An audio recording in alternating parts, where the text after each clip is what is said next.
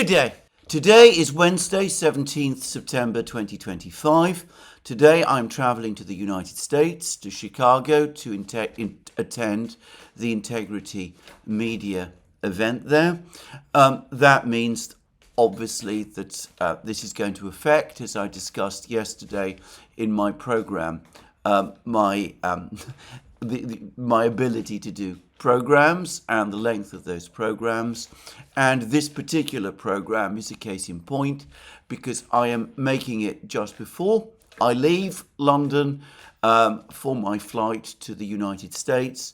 And inevitably, this is therefore going to be a short program. It's also being made earlier in the day. So, of course, there may be many developments taking place over the course of the day, which I will not be able to cover in this program. But anyway, here's the program. Here's what I'm going to say today, with all of those caveats and qualifications that I've just given. Firstly, Donald Trump, the President of the United States, and his wife Melania are now in Britain. There's been ceremonies. They were all received at Heathrow Airport. This is a state visit. The President is going to meet the King. The Prime Minister, obviously, is going to have discussions and meetings with the President as well. I get the impression that in London at the moment, most of the political class is, however, mainly absorbed by the political crisis at the centre of government about the position of the Prime Minister, Sir Keir Starmer. For example, there was an editorial in the Financial Times yesterday urging Labour MPs to stick with Starmer. It was a very strange editorial. It acknowledged that there is no reason to believe that Keir Starmer is going to improve in his government of Britain between now and whenever. There is no reason to think that he'll be able to get on top of the situation in any way. But nonetheless, and notwithstanding, Labour MPs are advised or called upon to help him. The exact words are, for the sake of his party and a country that craves a spell of serious government, the best outcome would be for Starmer and his reshuffled cabinet and number 10 operations to get their political act together. The Prime Minister has shown scant evidence he can do so. But Labour MPs should realise that their own best interests lie in helping him to turn his government around, not plotting against him. Well, there you have it. You have absolute conclusive evidence in the Financial Times that plots are going on. The Financial Times does not want Starmer removed. They don't want Starmer removed for one very simple reason, that they're worried that if Starmer is replaced by a new political leader, he is more likely to come from the left of the party and pursue policies that are contrary to those that the Financial Times endorses. Conceivably, a more left-wing Labour leader and Prime Minister might, for example, decide that the economic realities require a scaling down of support for Ukraine. Just saying. But note that despite all of that, they have to admit that there is scant evidence that Starmer can turn things around. So this is a call from the Financial Times to British MPs, Labour MPs, to stick by a failing Prime Minister. This is what Britain is facing now. And of course, we will have all the pomp and circumstance and ceremony of Donald Trump's visit. But the reality is that the entire political class is consumed at the moment with discussions about the Prime Minister's position. Now, I'm going to very quickly say that when this happens, when the political class is focused on the status of the Prime Minister, by far the likeliest outcome is that the Prime Minister goes. There have been occasions in the past when Prime Ministers who have faced political crisis and intense plotting have nonetheless managed to survive. Harold Wilson, a Prime Minister of immeasurably greater talents and political skills than Keir Starmer, was able to carry that off in the 1960s. And John Major, the British Conservative Prime Minister in the 90s, who bears an uncanny resemblance in some ways to Keir Starmer, was also successful in that regard in the 1990s. In the case of Major, I think that Conservative MPs today quietly recognise that sticking by Major merely ended up in preparing the ground for the Blair landslide of 1997, but I don't have the time to go into the history in this programme. Anyway, suffice to say, Prime Ministers have been known to get through these sort of periods of political turbulence. But to be blunt, I don't think Keir Starmer has that depth of support, either within the Labour Party or in the country, that Wilson certainly, and Major to some degree, unquestionably had. And frankly, I don't think that he has their level of political skill. Certainly he's not remotely as talented and as masterly in his ability to control the political situation and to surf the wave of British politics that Harold Wilson once was. And I don't think he's even up to the level of the far less capable and far less talented John Major.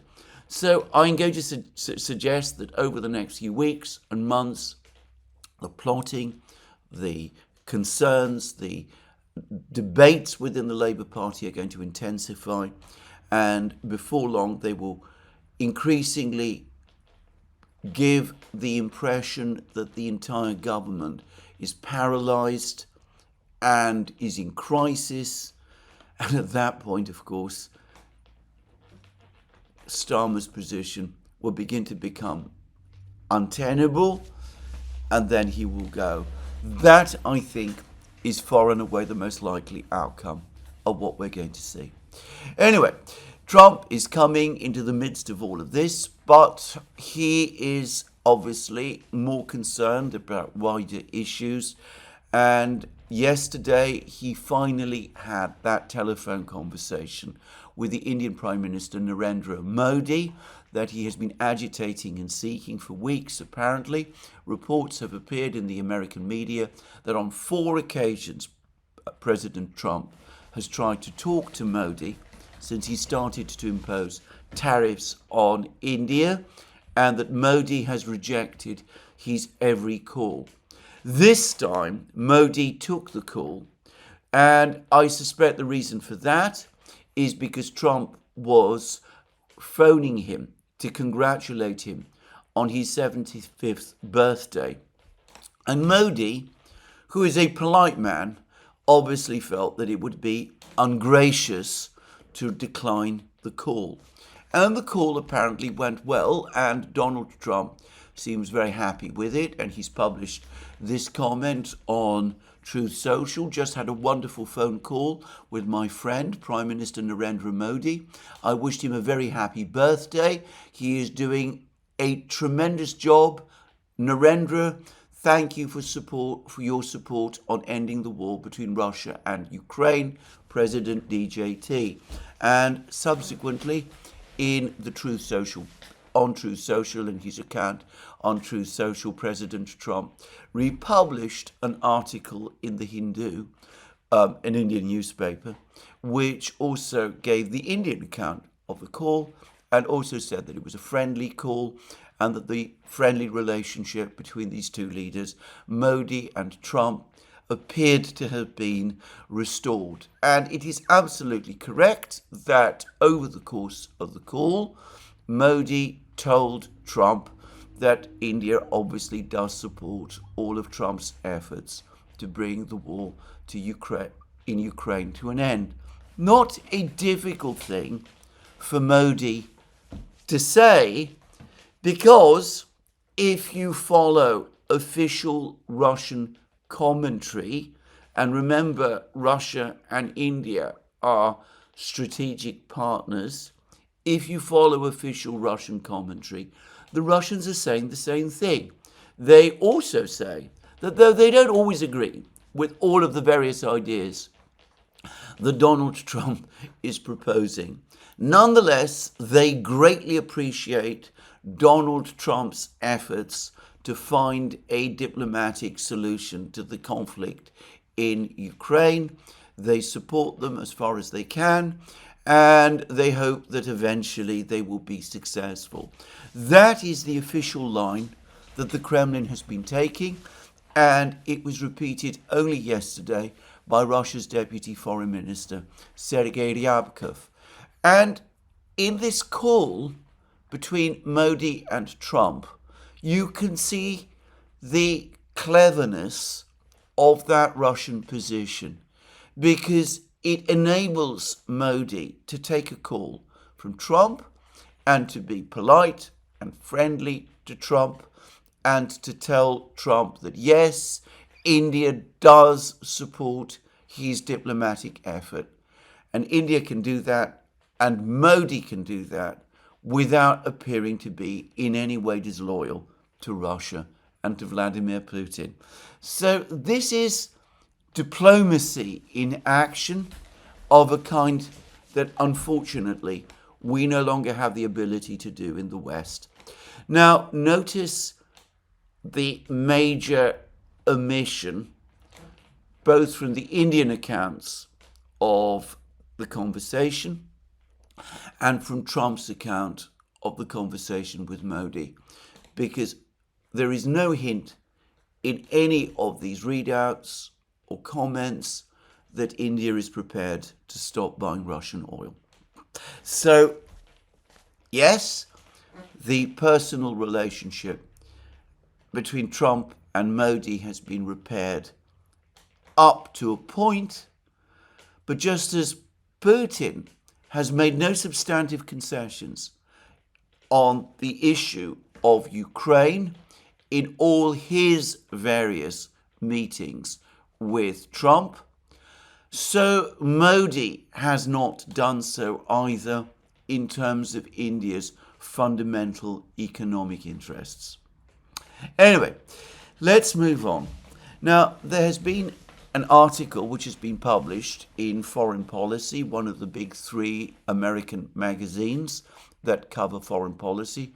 They are Foreign Policy, Foreign Affairs, and the National Interest. Anyway, this article goes by the fascinating title that Zelensky is losing touch with reality. It is hard for anyone to make sense of the Ukrainian president's latest military reforms. And it is by Paul Hokenos, who we're told is a Berlin-based journalist. Now, the Foreign Policy has many articles, carries many articles. I would say that most of them continue to take what I would describe overall as a neocon position on most issues. But every so often you get an article like this, and to say it straightforwardly, I too believe that Zelensky is gradually losing touch with reality, though I ought to stress not just or even mostly in terms of military reforms.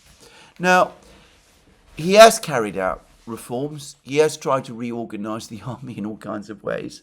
He's tried to superimpose a core structure on Ukraine's brigade structure. There's been much discussion about the chaotic organization of the Ukrainian army. There's been articles which say that the brigade structure that Ukraine has, in which basically brigades do what they want within a very loose structure of command. Anyway, it's been said that this creates and invites chaos. And of course, it ought to also be said that within the Ukrainian army, there are particular organizations or military groups, like, say, the Azov Corps, which to a great extent are a law unto themselves. So yes, I do think that there is a genuine degree of chaos, and no doubt the various reorganizations that Zelensky has been carrying out have increased that chaos.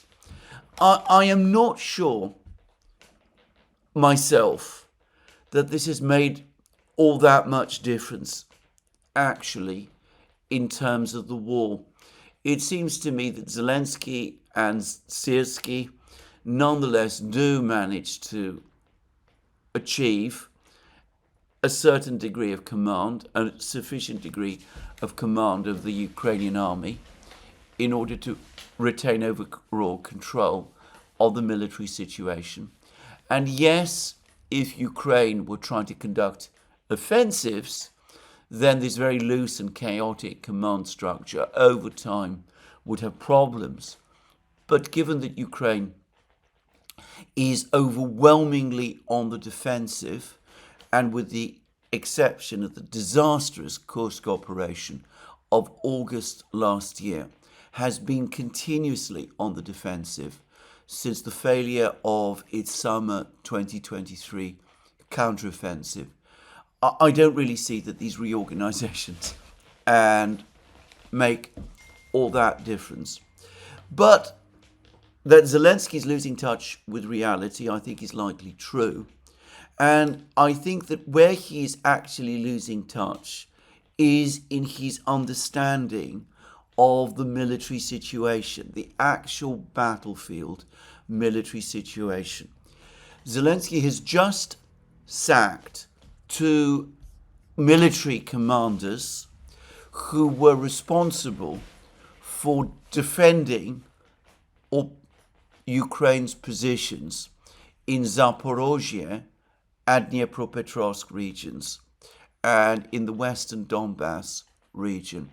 This is the area where the Russians have been advancing remorselessly, pushing westwards towards the Dnieper River, getting ever closer to the river and to the city of Zaporozhye.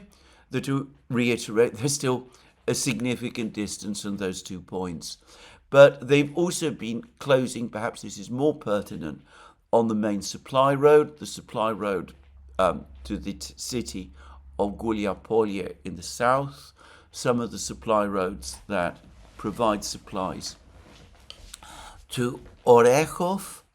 And it's been a puzzle for many people, many commentators about the war, that the Russians have been able to keep advancing in this area and have been advancing remorselessly without the Ukrainians either being able to resist them effectively or apparently showing much interest, the military leadership in Kiev showing much interest in what is happening on this critical part of the front line. And of course there is a reason for this, and that is that by every account, Ukraine's army now is desperately overextended. It doesn't have enough men to be strong everywhere. Zelensky and Syrskyi have apparently concentrated most of their best brigades to try to contain the emerging crisis in Pakrovsk, about which I will say more shortly. That has left fewer men to hold the positions in Zaporozhye and Dnipro and western Donbass. And it's been unsurprising, therefore, that being so short of men and machines, the Ukrainians have been steadily pushed back. So there are objective reasons why Zelensky and Syrskyi have not responded to this accelerating collapse of the Ukrainian positions on the southern front lines until now. But I suspect that there is also a deeper reason, which is that, to say it straightforwardly, I think the local commanders have been giving Zelensky and Syrskyi a wildly over-optimistic assessment of the situation. I think they've been giving Zelensky and Syrskyi the impression that the situation was under control, when it obviously was not. And I think the penny has now dropped. There have been reports coming in, finally, that the Russians are outside the key villages, Poltavka, Veliko-Mikhailovka, Uspenovka, all of these places. I think this has sent a wave of alarm in Kiev, and the result is that Zelensky has sacked these commanders who have not been telling him the truth. And one can see that, we can see the results of that over the last few hours. Yesterday I mentioned that the Ukrainians have begun evacuations of people from some of these villages that are now being threatened, and that the situation finally is being taken seriously in Kiev. What, of course, they can do about it, given the shortages of men and machines right across the front lines, is an entirely different story. I am going to suggest that the same problem exists in relation to the situation around Pokrovsk. Zelensky and Syrskyi, after the Russian breakthrough in August in the area of northeast Pokrovsk, transferred many military units from around the battlefronts to contain the Russian breakthrough. There were endless reports from various Ukrainian military commanders, including in particular the 1st Azov Corps, that the counterattacks had been successful. It's been difficult to get an overall sense of what is happening in this area, because unlike the area in Zaporozhye, the Russian Defense Ministry has been extremely quiet about discussing operations in precisely this area, in the area of Pokrovsk and northeast of Pokrovsk. But over the last 48 hours, a trickle of information has come through. It looks as if Ukrainian gains as a result of the counterattacks have been relatively slight, as if the Russians have managed to maintain their positions, as if the Russians are continuing to hold positions in the areas, like Zaloty Kolodyaz and Kustechny Yar, and that they are continuing to advance in places like Belitskaya and Rodinska, and have maintained their positions close to the village of Grushinya further west. But importantly, it also looks as if there is an operational crisis developing further south within the boundaries of Pokrovsk itself, that the Russians are indeed pushing north from the village of Udachny towards the E50 road and are attacking the coal mine that lies to the south of it, and further east that the Russians are now gradually closing in on Mirnograd.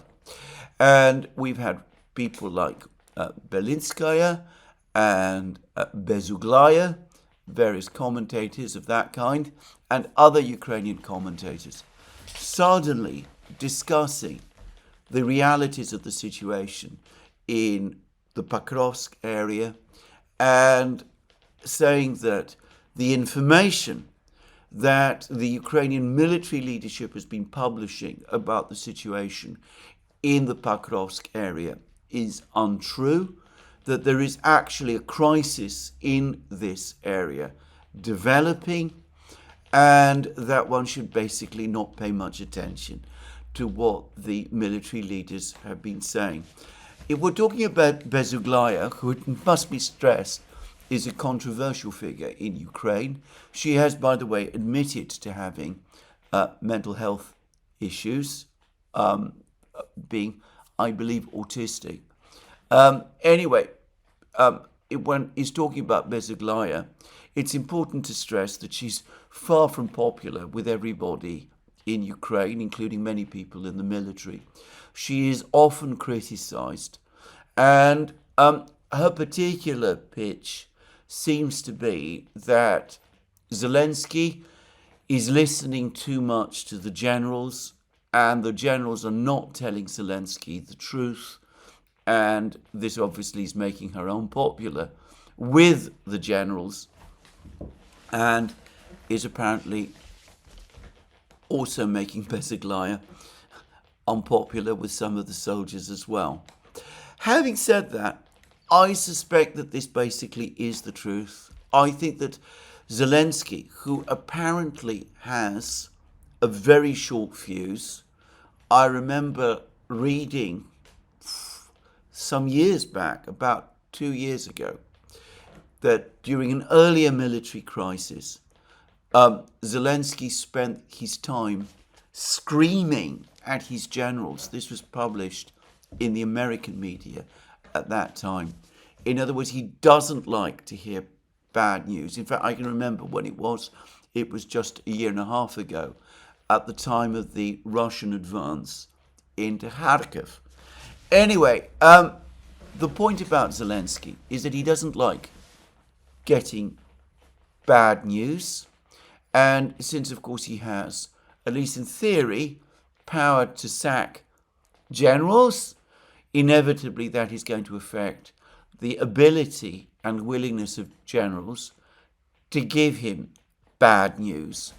And, of course, in Zelensky's case, at the moment, he has a particular incentive to continue to want to hear good news, because as we've discussed on the Duran, Alex Christoforou and I, as Alex Christoforou has said on one of his programs, as I've said on one of my programs, it's become increasingly clear that the over-optimistic, over-rosy picture of the state of the war that President Trump is being given comes to Trump through General Kellogg and is being passed on to General Kellogg by the Ukrainians.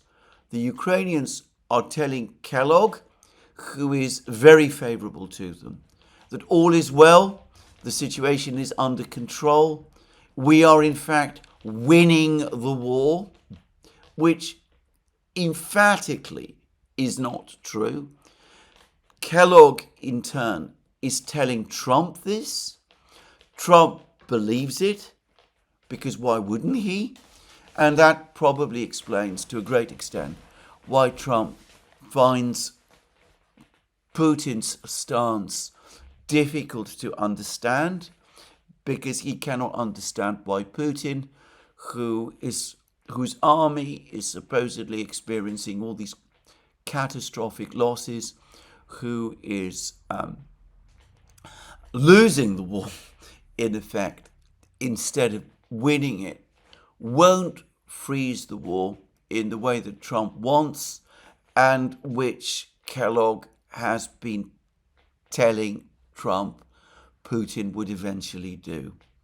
So one could see the way in which information is being communicated, frontline commanders not telling Zelensky the full story, Zelensky, as the foreign policy says, having only a tenuous grip with reality, Zelensky and his officials passing on better news than the reality. To Kellogg passing on that good news to Trump, and of course the cycle then means that everybody is losing touch with the true reality on the front lines. Now, the fact that there is dissonance, that the Ukrainians are finding it increasingly difficult to get a handle on the real situation, is also illustrated by the problems that their major mapping project, their very good mapping project, I should stress, Deep State has been under. It ceased publication for several days in September. It's now come back, but it too is having problems, or so it seems to me, and does not seem to me to be up to date with the true situation in the Pokrovsk region. Anyway, that's the situation there. The Russians have been saying, there's reports about this in TASS, they've been increasingly optimistic, or so it seems to me, about the situation in Siversk. They say that the situation there is such that the Russian army now has a 12-kilometer wide front line close to Siversk itself, that they've been making significant advances towards Siversk. Deep State itself appears to acknowledge that the Russian military has entered the important village of Yampol, and anyway, the fighting there continues.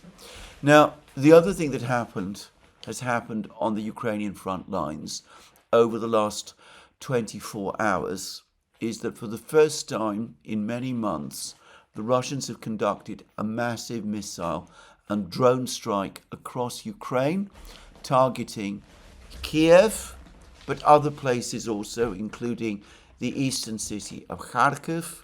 And they've done this with drones, Geran drones, and missiles, and they've done this in broad daylight. Now, when the Russians do that, it seems to me that it's partly their way of demonstrating the collapse of Ukraine's air defense system, that Ukraine's air defense system is no longer functioning as it should, and that the missiles are able to strike targets across Ukraine and inflict immense damage on Ukraine. And from what I could see from the videos that I have looked at, the air defense system is simply non-functional now. These massive strikes that the Russians are conducting are now apparently focusing now increasingly on the railway system, which of course is used by Ukraine to transport men and supplies around the battlefronts. But they are also attacking warehouses and industrial facilities, and it is only a question of time, I think, before they will resume their attacks on Ukrainian energy facilities as well. To me, all of this looks like softening up Ukraine further in advance for a renewed offensive that the Russians perhaps are intending to launch after the fall of Pokrovsk. Just saying. Anyway, this is what I'm going to say about the situation on the military front lines. There's been less news, for example, from Kupiansk. I suspect that the situation there for the Ukrainians is also deteriorating. But this is what I wanted to say about the situation on the front lines. Now, in Europe, we continue to be living in our own world. Friedrich Merz has just made a big speech. I believe he made it to the Bundestag. He again spoke about Germany being at a crossroads. But the main threat that he identified again was the threat from Russia. He did talk about the problems of protectionism for the German economy, which of course, refers to the tariff policies of President Trump. But in all other respects, and mostly from what I could tell, the focus was on Russia, and it was also fairly clear to me that Merz was speaking increasingly of enemies at home. And, well, that probably is already a response to the AfD's breakthrough in the regional elections in the West German heartland state of North Rhine-Westphalia that I discussed a few days ago. So quite likely we're going to see further moves in that direction, and well, we'll see how they develop. So Merz offering no real solution to Germany's escalating problems, or indeed to Europe's escalating problems. The 19th sanctions package that the Europeans were working on has been kicked into the long grass, as I discussed in my video, I believe it was yesterday, without the Americans imposing massive sanctions on the Russians. There is little point for the moment in the Europeans pressing forward with the 19th sanctions package. But bear in mind that we're going to have a G7 meeting before long, and it is likely that there will be further sanctions at the G7 level. It looks like they're going to target mostly Russia's banks and specifically its interbank messaging system. But as I've already discussed in previous programs, the Chinese and the Russians especially are already working around that, and the Turks, who now seem to be having no difficulty processing Mir cards, Russian Mir cards, appear to have made their own decisions here, and they seem to have found a way around there also. Meanwhile, there continue to be claims about France.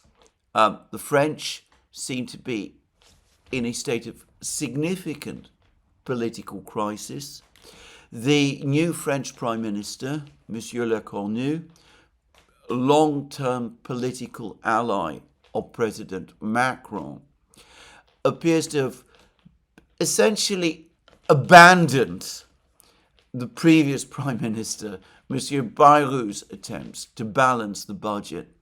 He is now actively courting the French Socialist Party and appears to be trying to cobble together some kind of parliamentary alliance within the French National Assembly with the Socialists. I am not sure, by the way, whether that would have a majority. I suspect the Socialists will go along with this. They are a party in decline. On the one hand, they cannot risk supporting the kind of austerity budget that Monsieur Bayrou was proposing, because if they did, the elderly people who continue to support the Socialists would be very unhappy, and the Socialists would see their support collapse, and it's already very reduced, come the next legislative elections. But it is likely that the Socialists are going to lose ground anyway in the next elections. There are reports that Socialist candidates, Socialist mayors, I should say, correct that, in various French cities, including Paris, are now facing challenges from what the French media refers to as the far left, meaning Jean-Luc Mélenchon's group. And, well, the one thing presumably the Socialists in France don't therefore want is new regional elections, which could wipe them out. But of course, at the same time, they can't risk antagonizing whatever remaining residual support in France they still have. So, as Alex Christoforou and I predicted long ago, after the last French regional elections, legislative elections last year, we're starting to see a kind of parliamentary alliance develop between Macron's centrist grouping in the French National Assembly and the socialists. The socialists are drifting away from Mélenchon. In fact, to all intents and purposes, they have burnt their bridges with him. But this is an alliance of stagnation. It cannot move forward with any of the major reforms and structural changes, whether those be from a left-wing perspective, a left-wing program, or the kind of neoliberal perspective that Macron perhaps would favour, pro-business perspective, or perhaps the more corporatist, dirigiste approach that appears to be favoured by Marine Le Pen and the National Rally.